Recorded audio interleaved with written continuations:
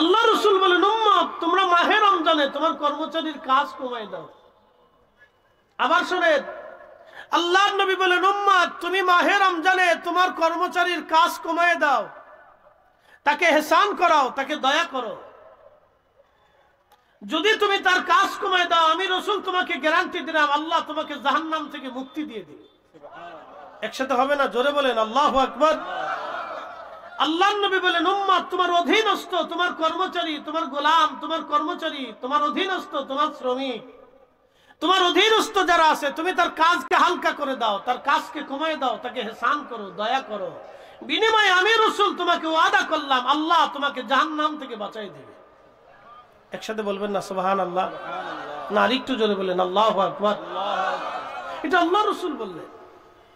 এই মাহে রমজানে আমরা আমাদের অধীনস্থ যারা আছে, কর্মচারী যারা আছে তাদের কাজ কমায় দেব, তাদের ইহসান আমরা করব, দয়া করব। আল্লাহর নবী বললেন যদি করো তাহলে তোমাকে জাহান্নাম থেকে আল্লাহ মুক্তি দিয়ে দেবে। আল্লাহর নবী আরো বললেন আমার উম্মত মাহে রমজানে আমার গুনাহগার রোজাদার উম্মতকে তুমি ইফতার করাও, তাকে পেট পুড়ে আনন্দ চিত্ত করে তাকে মজা করে তুমি খাওয়াও, তার তৃষ্ণা তুমি মিটাও, ক্ষুধা তুমি মিটিয়ে দাও। আল্লাহর নবী বললেন যদি মিটাও একটা রোজার সওয়াব তোমার আমলনামায় দেওয়া হবে। যাকে ইফতার করাইবা তার রোজা হোক বা না হোক তোমার আমলনামায় রোজার সওয়াব লিখে দেওয়া হবে, তার সওয়াবও কম করা হবে না, তোমারটাও কম দেওয়া হবে না। এক সাহাবী বলেন ইয়া রাসূলুল্লাহ আমাদের ভিতরে এমন উম্মত আছে, সাহাবী আছে যারা ইফতার খাওয়াইতে সামর্থ্য রাখে না, তারা নিজেরাই দরিদ্র। নবীজি বললেন যদি সামর্থ্য থাকে এক পেয়ালা দুধ দিয়ে ইফতার করাও, যদি তা না পারো একটা খেজুর দিয়ে ইফতার করাও, যদি তা না পারো তাহলে অন্তত এক পেয়ালা পানি দিয়ে হলো তোমার ভাইকে ইফতার করাও। তারপর আমার রব আমার আল্লাহ তোমার আমলনামায় রোজার সওয়াব নেকি লিখে দেবে। কুলাউড়াবাসী আলালপুরবাসী নবীজি আরো বলেন আমার উম্মত তোমরা শোনো, যদি রোজাদারকে তুমি পেট ভরে খাওয়াও, যদি আমার রোজাদার উম্মতকে তুমি পেট ভরে খাওয়াও এবং তার তৃষ্ণা নিবারণ করো, তারে পরিতুষ্ট করো, তার হৃদয়কে শান্ত করো খাবার দিয়ে, তাহলে তুমি শুনে রাখো আমার উম্মত কিয়ামতের ময়দানে আমি নবী তোমাকে ডেকে ডেকে নিয়ে হাউজে কাউসারের পানি পান করায় দিব, যেই পানি একবার পান করলে জান্নাতে যাওয়ার আগ পর্যন্ত তৃষ্ণার কথা মনে থাকবে না। ইহসান বিল ইহসান, দয়ার বিনিময়ে দয়া। একসাথে বলবেন আল্লাহু আকবার। আবার বলি দয়ার বিনিময়ে দয়া। জোরে বলেন দয়ার বিনিময়ে দয়া, দয়ার বিনিময়ে দয়া।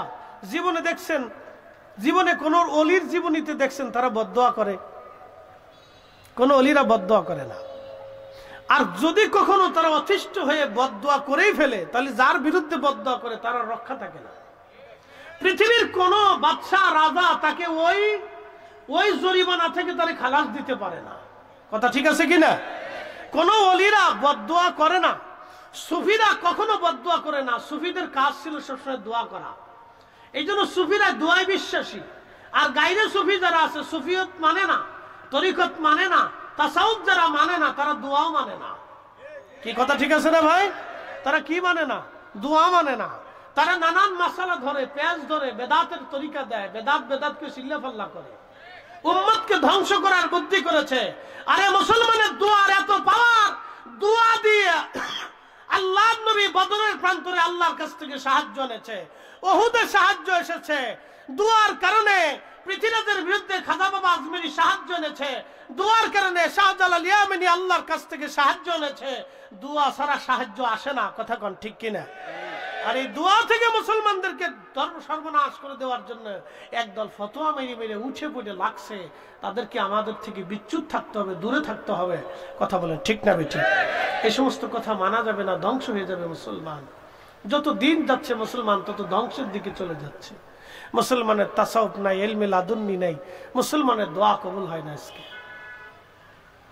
যত দিন যাবে তত মুসলমান পথভ্রষ্ট হবে, তত মুসলমান। এই জন্য দোয়া। আল্লাহর নবী বলেন আমার উম্মত মাহে রমজান আসলে অধিক পরিমাণে তুমি ইস্তিগফার করো আর দোয়া করো। অধিক পরিমাণে ইস্তিগফার করবেন। মাহে রমজানি মোক্ষম সময় অধিক পরিমাণে আল্লাহর কাছে মাফ চাবেন, অধিক পরিমাণে দোয়া করবেন। রমজানে ইফতারির আগে দোয়া হয়, একসাথে বলবেন আল্লাহু আকবার। কি হয়? দোয়া হয়। ইফতারির পূর্ব সময় যে দোয়া হয় এই দোয়া কবুল হয়ে যায়। এই দোয়া কি হয়ে যায়? কবুল হয়, কবুল হয়। ইফতারির পূর্ব মুহূর্তের দোয়াটা মঞ্জুর হয়, মঞ্জুর হয়। এই জন্য ইফতারির সময় আমাদের দেশের আগের রেওয়াজ খুব ভালো ছিল। এই গ্রাম ওই পাড়া সেই পাড়া, ওই বাড়ি সেই বাড়ি ইফতার মাহফিল হইতো। কথা ঠিক আছে না? একটা রেওয়াজ ছিল, মিলাদ হইতো, বাড়ি বাড়ি ইফতার হইতো, মিলাদ হইতো, দোয়া হইতো। বেদাতের এমন চাপ পড়ছে, এই চাপের ডরে বহু মুসলমান ভয়ে এখন চিন্তা করে দূর পাইছে গেছি। কথা ঠিক আছে না ভাই? অনলাইনে অফলাইনে এত বেদাতের চাপ, কত শাইখ যে বেদাতের মার্কা মেরে দিছে, এই বেদাতের মার্কায় মুসলমান এটা ভুলে গেছে। কি কথা ঠিক আছে না ভাই? মুসলমানের কপাল মন্দ হয়ে গেছে। এত বেদাতের চাপে পড়িয়া মুসলমান খুব কষ্টের মধ্যে আছে যে এত চাপের মধ্যে পড়ে আমরা কেমনে দাঁড়াই থাকবো। মানে এত বেদাতের চাপ দিছে যে চাপের চোটে মুসলমান দাঁড়াইতে পারতেছে না। তো যারা বা দুই একজন বাবা মার স্মরণে দোয়া খায়ের করতো, ইফতার মাহফিল দিত, গরিব মানুষের উপকার হতো, পাড়া প্রতিবেশীর সাথে সুসম্পর্ক রাখতো। আজকে দেখেন রাস্তাঘাটে চুরি ডাকাতি হলে এক চোরে ধরে একজনটা ধরলে 10 জন সামনে দিয়ে পাশ দিয়ে হাইটে চলে যায়, কিন্তু কেউ ছাড়াই না, সাহায্য করে না। কথা ঠিক আছে না ভাই?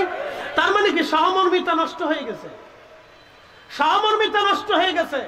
গ্রামে গ্রামে মানুষের মহব্বত কমে গেছে, প্রতিবেশীর সাথে প্রতিবেশীর মহব্বত কমে গেছে। মহব্বত বাড়বে কি করে? আল্লাহ নবী 1450 বছর আগে শিখাই দিয়ে গেছে, উম্মত মহব্বত যদি বাড়াইতে হয় তাহলে দুইটা কাজ করো।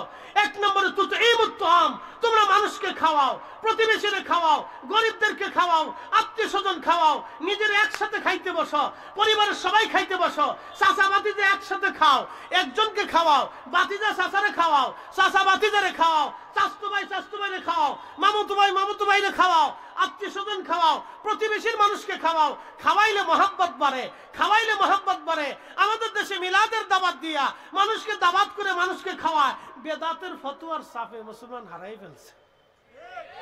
কি কথা বলেন, জোরে বলেন?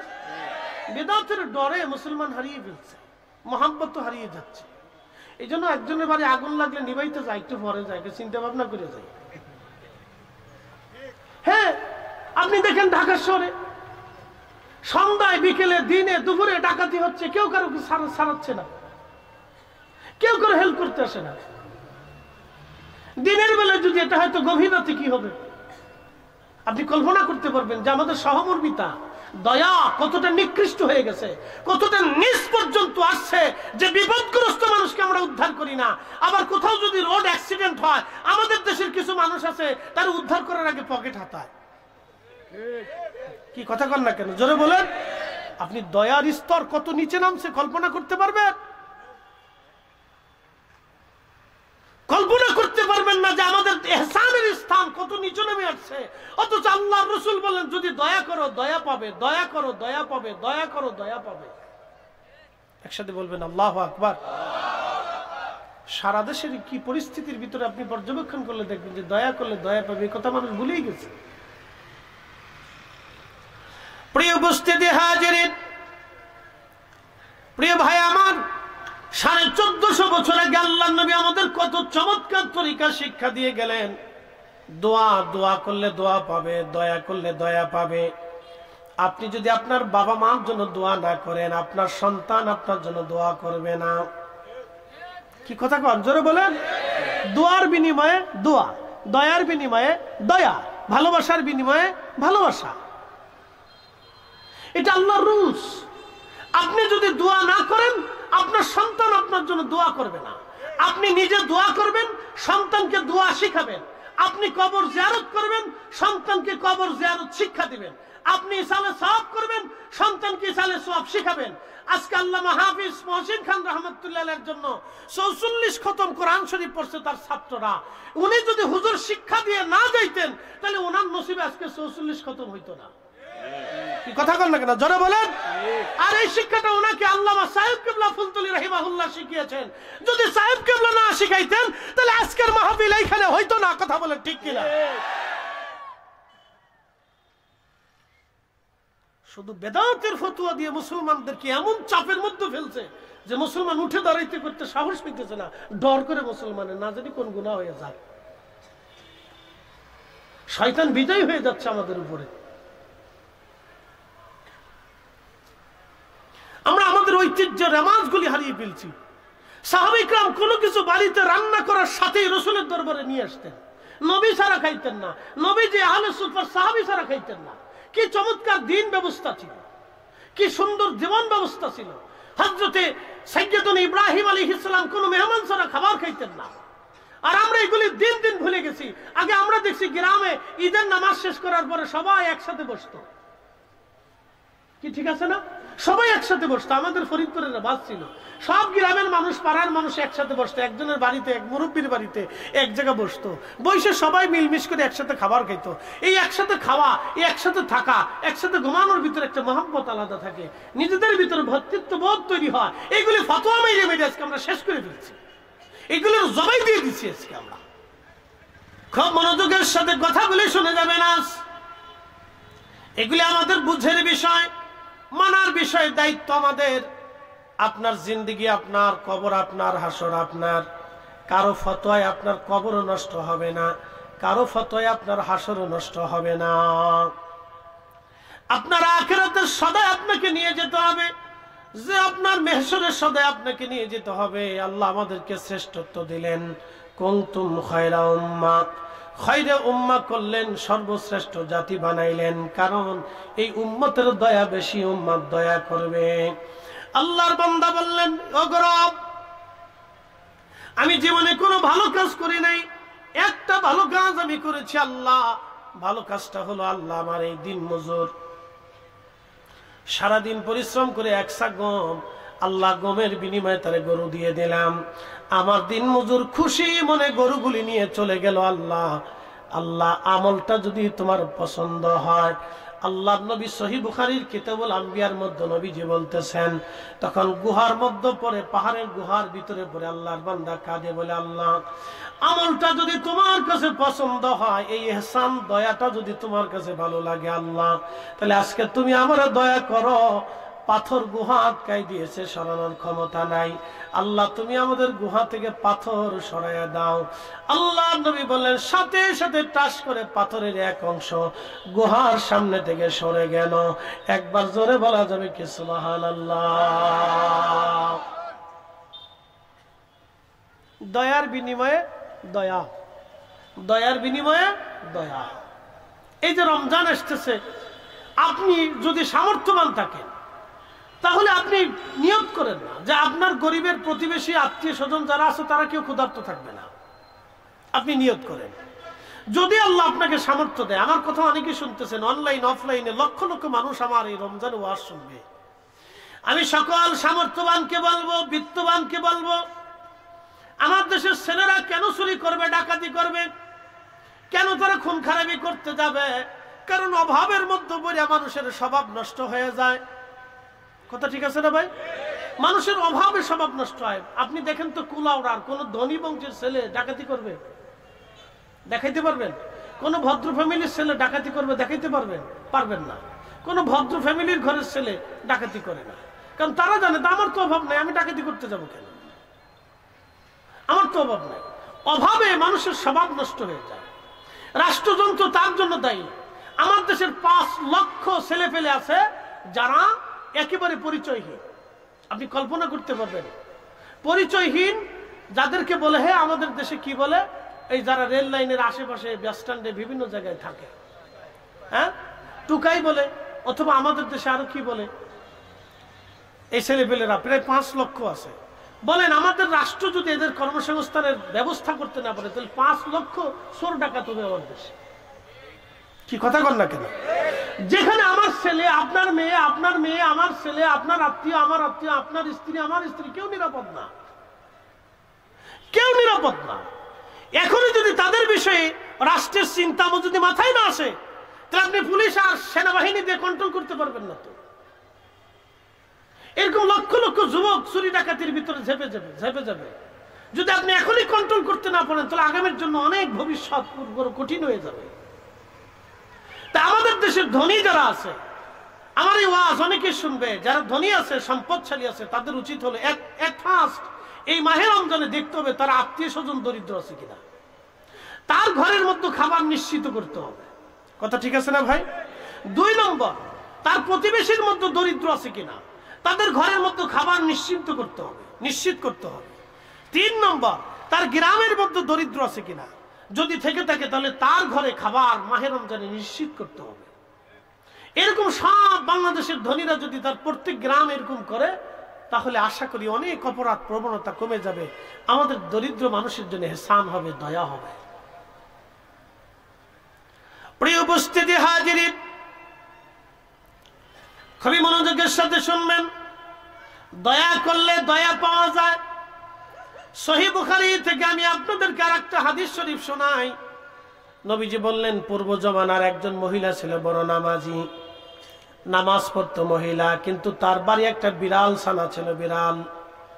এই বিড়ালের গলার মধ্যে রশি বেঁধে বিড়ালটাকে ঘরের মধ্যে বেঁধে রাখতো, খাবার দিত না, মাঝে মধ্যে দিত, মাঝে মধ্যে দিত না। এইভাবে ক্ষুধার্ত থেকে থেকে বিড়ালটা মারা গেল। ক্ষুধার্ত থেকে বিড়াল মারা যাওয়ার কারণে ওই নামাজি মহিলার সমস্ত নামাজ ইবাদত গুলি আল্লাহ কর্মফল নষ্ট করে দিয়ে তাকে জাহান্নামী বানিয়ে দিলেন।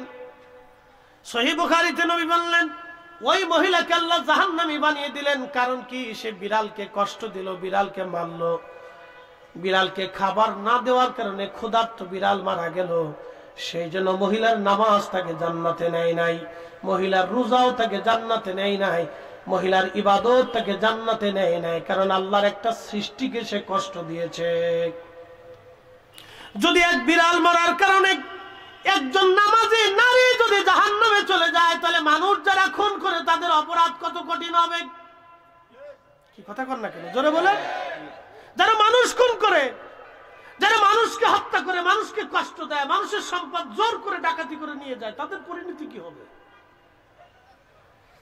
তাদের কত ভয়াবহ কঠিন পরিণতি হবে, ইয়া রাব্বি, আমরা জানি না। কত ভয়াবহ পরিণতির শিকার তাদের হতে হবে, সে নিজেও জানে না। আল্লাহ কোরআনে বলেন, মান কাতালা নাফসান বিগাইরি নাফসিন আও ফাসাদিন ফিল আরদি ফাকান্নামা কাতালান নাস জামিআ।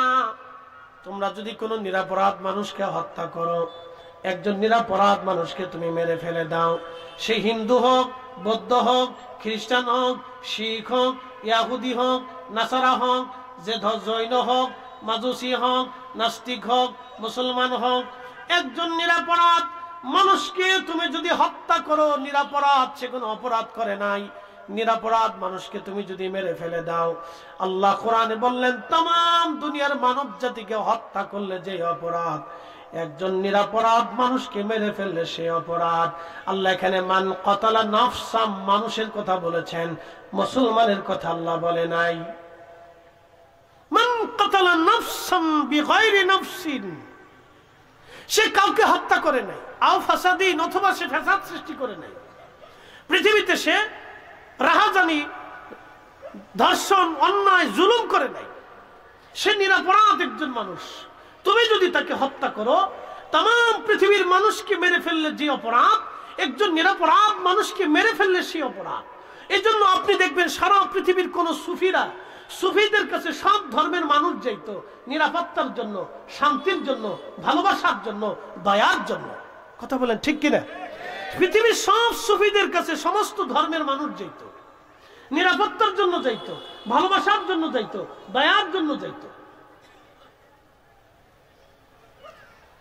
প্রিয় মুসলমান, খুব মনোযোগ দিবেন। কোলাউড়াবাসী একজন মহিলার জিন্দেগি বরবাদ হয়ে গেল। কারণ কি? সে একটা বিড়াল ছানাকে কষ্ট দিল, বিড়ালটাকে হত্যা করলো, খেতে দিল না। একটা বিড়ালকে না খেয়ে মেরে ফেলে দেওয়ার জন্য ওই মহিলা জাহান্নামে চলে গেল। এখন আপনাকে প্রশ্ন করি, আপনি খাইলেন কিন্তু আপনার প্রতিবেশী ক্ষুধার্ত, আর আপনি তাহাজ্জুদ নামাজ পড়লেন, নামাজ হবে কিন্তু কবুল হবে না। আবার বলি, বিড়াল মেরে ফেলে দেওয়ার জন্য মহিলার সারা জীবনের নামাজ শেষ, রোজা শেষ। বিড়াল মারার কারণে মহিলার সারা জীবনের নামাজ শেষ, রোজা শেষ, ইবাদত শেষ। তাহলে আপনার প্রতিবেশী ক্ষুধার্ত থাকবে আর আপনি পেট ভরে খেয়ে তাহাজ্জুদ নামাজ পড়বেন। আবার আপনি আপনার প্রতিবেশী ক্ষুধার্ত থাকবে, রমজান ইফতার পাবে না, আপনি 2 লক্ষ টাকা খরচা করে উমরা করতে যাবেন, আল্লাহ রসুলের রওজা শরীফের পাশে যা সালাম দিবেন, আসসালাতু ওয়াসসালামু আলাইকা ইয়া রাসূলুল্লাহ, নবী তখন কি জবাব দিবে? আল্লাহ রসুল বলবে, হে আমার উম্মত, তোমার প্রতিবেশী তোমার আত্মীয় ক্ষুধার্ত রেখে তুমি আমাকে সালাম দিতে আসছো, অথচ আমি নবী নিজে না খেয়ে আমার গরিব উম্মতকে আমি খাওয়াইছি, আর তুমি আমার গরিব উম্মতকে খাবার না দিয়ে তুমি চলে আসছো আমাকে সালাম দেওয়ার জন্য। তুমি আমাকে সালাম না দিয়ে তুমি যদি গরিব উম্মতকে খাবার দিতা, আমি রসুল এই সালামের চাইতে তোমার এই গরিব উম্মতকে খাবার দিলে বেশি খুশি হইতাম। কি কথা ঠিক আছে না ভাই? আছে তো। আবার মাহে রমজান শেষ হইলে আপনি জাকাত দিবে একটা সিরা লুঙ্গি, 150 টাকার লুঙ্গি, 200 টাকার পাঞ্জাবি, 300 টাকার 3 পিস, যে লুঙ্গি পরলে একবারে মাসখানিক পরার পর নিচ দিয়ে উপর দিয়ে ফাইলে ছিঁড়ে একবারে শেষ হয়ে যায়, ওটা আর মাসখানিক পরে পরা যায় না। তো এই জাকাত তো এইগুলি না। জাকাত হচ্ছে আমার যে সুন্দর পাগড়িটা যেমন পছন্দ, আমার ভাইয়ের জন্য ওইরকম একটা পাগড়ি কিনে দিতে হবে। আমার যে জুব্বার কাপড়টা পছন্দ, দিলে আমার এক ভাইকে ওইরকম একটা কাপড় কিনে দিতে হবে। কথা ঠিক আছে না ভাই? এই জন্য তাকে মূল্যবান বা অথবা আপনি ভালো একটা জিনিস দেওয়ার চেষ্টা করবেন যাতে সে সন্তুষ্ট হয়, খুশি হয়। এটা হলো যাকাত। তো প্রিয় উপস্থিতি, আপনি একটু দেখেন, দয়ার বিনিময়ে দয়া, এহসানের বিনিময়ে এহসান, এই কথাটা আপনাদেরকে আমাদের সবাইকে শিখতে হবে। প্রিয় ভাই আমার, খুব মনোযোগ দিবেন। তো ওই মহিলা জাহান্নামে চলে গেল, কারণ কি? শুধু বিড়ালকে কষ্ট দেওয়ার জন্য, ক্ষুধার্ত রেখে হত্যা করার জন্য ওই মহিলা জাহান্নামে চলে গেলেন। আল্লাহ নবী এরপরে হাদিসে বলতেছেন, আর এক মহিলা পতিতা। ওই নারী পতিতা বৃত্তি করত, টাকার বিনিময়ে ওই নারী দেহ ব্যবসা করত। আপনি বুঝতে পারতেছেন, টাকার বিনিময়ে যে মহিলা দেহ ব্যবসা করে, তার মতো নিকৃষ্ট মানুষ আর দুনিয়াতে নাই। পৃথিবীর সমাজ, রাষ্ট্র তাকে মেনে নিতে চায় না, পতিতাদেরকে কেউ মেনে নিতে চায় না। পৃথিবীর সমাজ থেকে বিচ্যুত থাকে, সংসার থেকে বিচ্যুত থাকে, রাষ্ট্র থেকে তারা বিচ্যুত থাকে। তাদের আলাদা বাসস্থান, আলাদা কর্মসংস্থান। এই পতিতা নারী টাকার জন্য, কাস্টমারের জন্য দাঁড়িয়ে আছে, দেখতেছে একটা কুকুর হাঁপায়া হাঁপায়া জিহ্বা বের করে করে রওনা হয়ে গেছে। পতিতা নারীর মনে বড় মায়া লাগলো, আহা, একটা কুকুর পানির অভাবে আজ কষ্ট করবে, আর আমি দাঁড়িয়ে থাকবো তা হয় না। তার পায়ের মধ্যে চামড়ার মোজা ছিল, এই মোজা খুলে এই পতিতা নারী মোজার মধ্যে রশি বেঁধে, এই রশিখানা কুয়ার মধ্য দিয়া, কুয়ার ভিতর থেকে পানি উঠাইয়া ওই তৃষ্ণার্ত কুকুরটাকে পানি পান করাইয়া তৃষ্ণা নিবারণ করলো। দেখেন, শুধুমাত্র পানি পান করানোর কারণে। আল্লাহর হাবিব বলেন, আমার উম্মত শোনো, একটা কুকুরকে, তৃষ্ণার্ত প্রাণী একটা কুকুর, যার ভিতরেও নাপাক বাইরেও নাপাক, একটা কুকুরকে পানি পান করানোর জন্য যদি একটা পতিতা নারীর জীবনের সমস্ত গুনাহকে আল্লাহ মাফ করে দিয়ে আমার রব, আমার আল্লাহ তারে জান্নাতি বানিয়ে দিলেন। সুবহানাল্লাহ বলা যাবে না? আল্লাহু আকবার। তার মানে দয়ার বিনিময়ে দয়া, দয়ার বিনিময়ে, একসাথে বলেন, দয়ার বিনিময়ে দয়া, এহসানের বিনিময়ে এহসান। পতিতা নারী কুকুরকে পানি পান করে বেহেশত চলে গেল। তো পতিতা নারী যদি কুকুরকে পানি পান করে বেহেশত যাইতে পারে, তাহলে আমরা রোজাদারকে পেট ভরে খাওয়াইয়া, গরিব রোজাদার উম্মতের বাড়ি খাবার পাঠাইয়া আমরা কি জান্নাতের আশা করতে পারি না? কি কথা বলেন, পারি না আমরা? হ্যাঁ, আমরা পারি। এই কাজে তো আমাদের করার দরকার, যেটা আসল করার দরকার, এটাই আমাদের করার দরকার।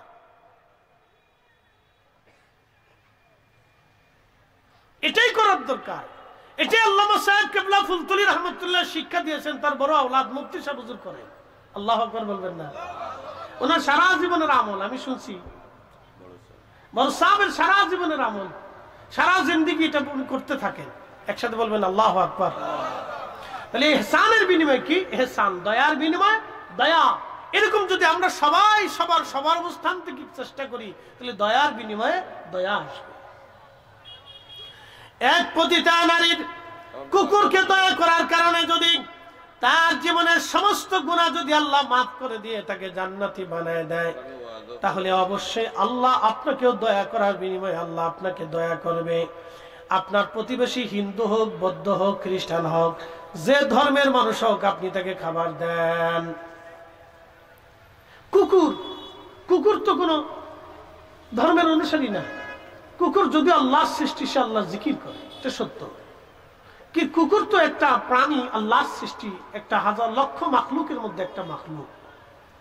একটা মাখলুককে যদি খাওয়ানোর কারণে যদি একটা পতিতা নারীর জীবনের গুনাহ মাফ হইতে পারে, তাহলে হিন্দু ক্ষুধার্ত হিন্দুকে খাওয়াইলে কেন আমার গুনাহ মাফ হবে না? ক্ষুধার্ত বৌদ্ধকে খাবার দিলে কেন গুনাহ মাফ হবে না? ক্ষুধার্ত খ্রিস্টানের ঘরে খাবার পৌঁছাইলে কেন গুনাহ মাফ হবে না? ক্ষুধার্ত আমার এক মুসলিম ভাইয়ের ঘরে খাবার পৌঁছাইলে কেন আল্লাহ আমাকে মাফ করবে না? আমরা আল্লাহর কাছে এগুলি মাফের আশা করি। কথা বলেন ঠিক কিনা? আর আল্লাহ মাফ করে দেবে, এটাও সত্য। না হলে এই ঘটনা আল্লাহ ঘটানোর কোনো কারণ নাই। আর আল্লাহ রাসূল এই কথাগুলি বলে আমাদেরকে উদ্বুদ্ধ করার কোনো প্রয়োজনই নাই। আল্লাহর নবী এই কথাগুলি শিখাইয়া আমাদেরকে ইহসান করতে, দয়া করতে নবীজি উদ্বুদ্ধ করে দিয়ে গেছে। আল্লাহু আকবার। এই জন্য দয়া করবেন। আমরা খায়রে উম্মাহ, সর্বশ্রেষ্ঠ জাতি, আমাদেরকে আল্লাহ শ্রেষ্ঠত্ব দিয়েছেন। আমরা পৃথিবীর শ্রেষ্ঠ জাত, আমরা কুকুর না। দেখবেন কুকুরে কুকুরে মারামারি করে কিন্তু খুন হয় না, বিড়ালে বিড়ালে মারামারি করে কিন্তু খুন হয় না, মুরগে মুরগি মোরগ মারামারি করে কিন্তু খুন হয় না। আপনি দেখবেন সাপে সাপে মারামারি করে, খুন হয় না। এই যে পৃথিবীর ভিতরে প্রাণী প্রাণী মারামারি করে, খুন হয় না। শুধু একমাত্র মানব জাতি নিজেরা মারামারি করলে খুন করে। সামান্য কয়টা টাকার জন্য খুন করে, একটা মোবাইলের জন্য খুন করে, কত নারী পরকিয়া করে নিজের সন্তানকে খুন করে। কথা কোন ঠিক কিনা বেঠিক? এরা মানুষ কি করে হয়? এরা মানুষ হয়নি। তখন আপনি মুসলমানের হিসাব পরে আসেন, মানুষের হিসাব আগে আসে। মুসলমানের হিসাব আরো পরে আসে। মুসলমান অনেক ঊর্ধ্বের কথা। আসলামতু লিরাব্বিল আলামিন। মুসলিম তো তাকে বলে যে নিজের জীবনের সব কিছুকে আল্লাহর জন্য বিসর্জন করে দেয়, সে তো মুসলিম। কাজী নজরুল লিখেছিলেন, আল্লাহতে পরিপূর্ণ ঈমান কোথা সে মুসলমান, আল্লাহতে পরিপূর্ণ ঈমান কোথা সে মুসলমান, আল্লাহতে পরিপূর্ণ ঈমান কোথা সে মুসলমান, আল্লাহতে পরিপূর্ণ ঈমান কোথা সে মুসলমান। মুসলমান অনেক ঊর্ধ্বের জাত, মুসলমান অনেক ঊর্ধ্বের এক নিয়ামত সত্তা আল্লাহ দুনিয়াতে পাঠিয়েছেন। মুসলমান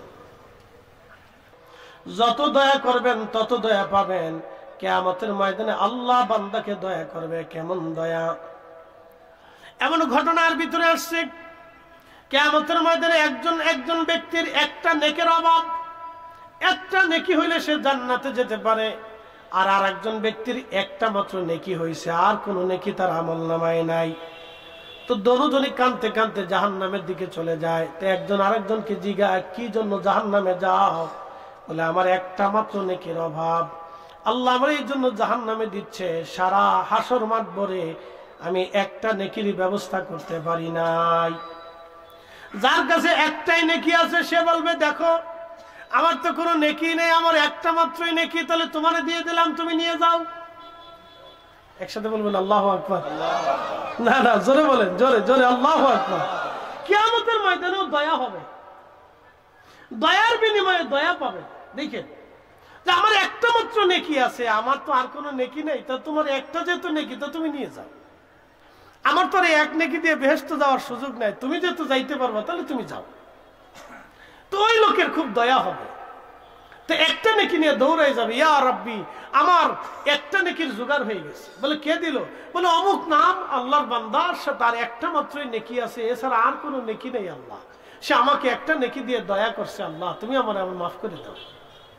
তা আল্লাহ ডাক দিবে, এ বান্দা তোমাকে কে দয়া করছে? বলে, আল্লাহ তো সবই জানে। বলে, অমুক বান্দা, ডেকে নিয়ে আসো তাকে। ডেকে নিয়ে আসবে। আল্লাহ বলবে, এ বান্দা তোমার একটা নেকি কি তুমি তাকে দিয়ে দিছো? বলে, হ্যাঁ আমি তাকে দয়া করছি, দিয়ে দিছি আল্লাহ। আমার তো এক নেকি দিয়ে জান্নাতে যাওয়ার কোনো রাস্তা নাই, তো একটা নেকি পাইলে যদি ও জান্নাতে যেতে পারে তো যাক। আল্লাহ বলবে, ও বান্দা তোমার চাইতে 99 গুণ দয়া আমার বেশি। একসাথে বলেন আল্লাহু আকবার। এ বান্দা তোমার থেকে 99 গুণ দয়া আমি রবের বেশি।